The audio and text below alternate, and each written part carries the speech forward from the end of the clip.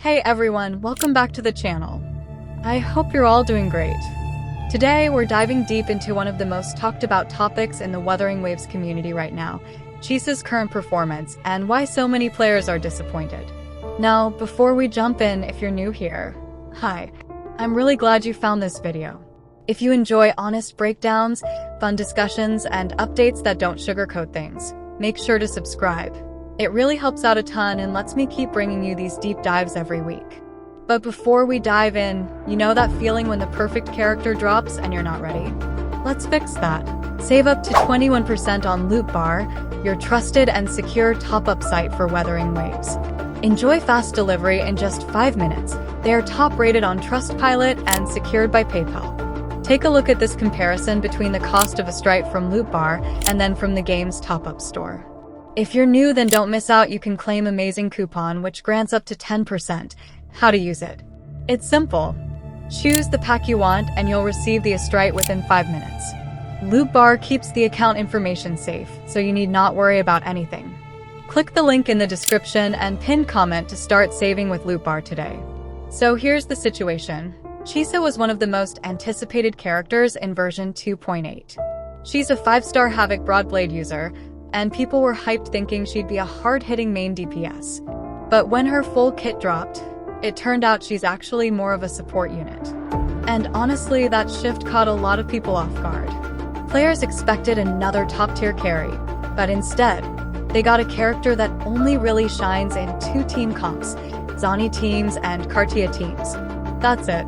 Which means if you're not running those teams, her usability kind of takes a nosedive. What makes this worse is that for a limited 5-star, players expect flexibility. But right now, she's really boxed in. Now let's get a bit technical. But don't worry, I'll keep it simple. Chisa's kit focuses on applying negative status effects.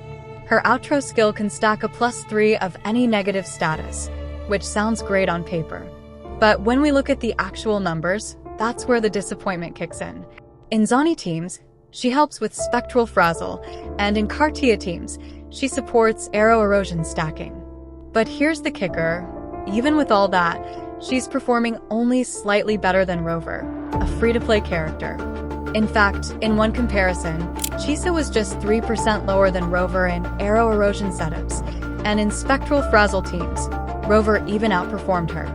Yeah, that's not a good look for a premium banner character.